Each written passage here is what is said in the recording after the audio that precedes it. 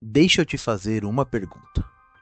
Se você ouvisse uma mulher pedindo ajuda na casa ao lado, você chamaria a polícia? Agora imagine viver em um lugar onde fazer essa ligação pode colocar você e sua família em perigo. Parece absurdo, não é? Mas é essa a realidade de muitas comunidades pelo Brasil. E é sobre esse silêncio que quase ninguém costuma falar. Dentro de muitas favelas brasileiras existe uma regra não escrita, uma regra que quase todo morador conhece e teme quebrar. Quando algo acontece, quando uma mulher grita, quando uma discussão começa dentro de casa, muitas vezes ninguém chama a polícia. Não porque as pessoas não se importem, mas porque, em alguns lugares, chamar a polícia pode trazer consequências para quem vive ali. O Brasil enfrenta um grande desafio quando o assunto é violência contra a mulher. Muitos desses casos acontecem dentro de casa, longe das ruas e longe das câmeras. Em comunidades onde as casas ficam muito próximas, os vizinhos acabam ouvindo o que acontece ao lado. Mesmo assim, muitas vezes o silêncio domina a rua, porque em algumas comunidades quem controla o território não é o Estado. São grupos criminosos que acabam impondo regras próprias para os moradores, regras que todo mundo aprende a respeitar, mesmo quando ninguém fala sobre elas em voz alta. Em várias comunidades dominadas por tráfico ou milícia, existe uma regra informal que muitos moradores conhecem: evitar chamar a polícia. Em alguns lugares, quem procura a polícia pode ser visto como alguém que está colaborando com as autoridades, o famoso X9, e isso pode trazer consequências para quem vive ali. Esse cenário cria um dilema difícil para quem mora nessas comunidades. As pessoas até querem ajudar, querem proteger seus vizinhos, querem impedir que algo aconteça, mas ao mesmo tempo precisam proteger suas famílias.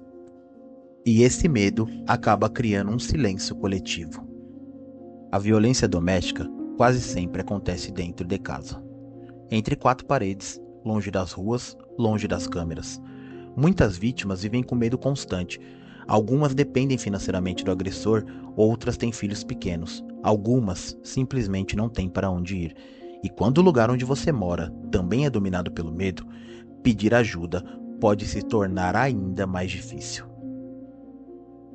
Reportagens em diferentes cidades do Brasil já relataram situações em que vizinhos ouviram conflitos dentro de casas em comunidades. Depois da situação ter se tornado pública, alguns moradores disseram à imprensa que tiveram receio de chamar a polícia. Não porque não se importavam, mas porque tinham medo das possíveis consequências dentro da comunidade. O medo de represálias, o medo de serem vistos como informantes e até o medo de colocar a própria família em risco. Esses relatos mostram como a realidade pode ser complexa em áreas onde o Estado tem pouquíssima presença ou quase nenhuma.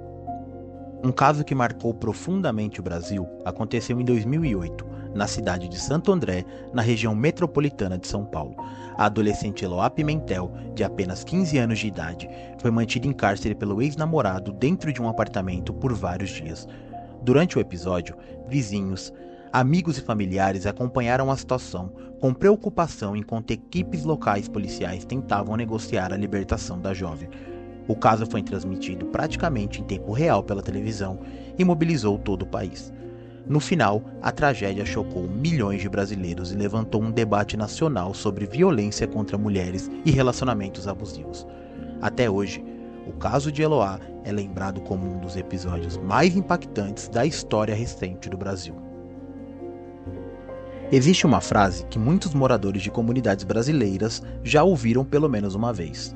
Uma frase que raramente aparece em reportagens, mas que circula entre becos, vielas e conversas sussurradas. Problema de casa se resolve dentro de casa. Essa regra informal acaba criando um silêncio pesado dentro das comunidades, porque quando algo acontece, muitos moradores sentem que não podem interferir, não porque concordam com a violência, mas porque sabem que certas situações podem trazer consequências para quem se envolve. E assim, muitas histórias acabam ficando escondidas entre quatro paredes. Agora eu te convido a imaginar a seguinte situação. É noite em uma comunidade. As ruas estão silenciosas.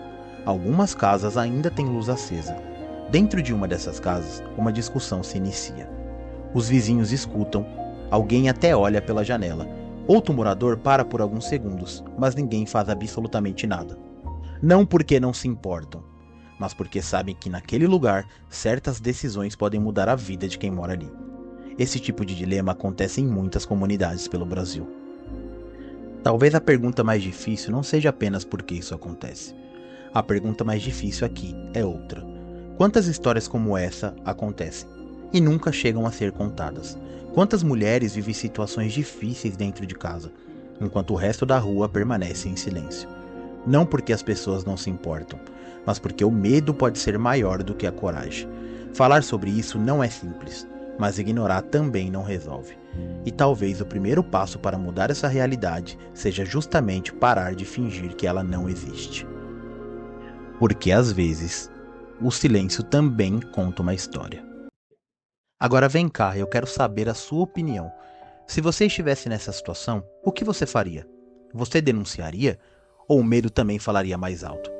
Deixe sua opinião nos comentários. E se você quer entender mais sobre as realidades que muitas vezes ficam escondidas nas comunidades brasileiras, esse canal vai continuar trazendo histórias que quase ninguém tem coragem de contar.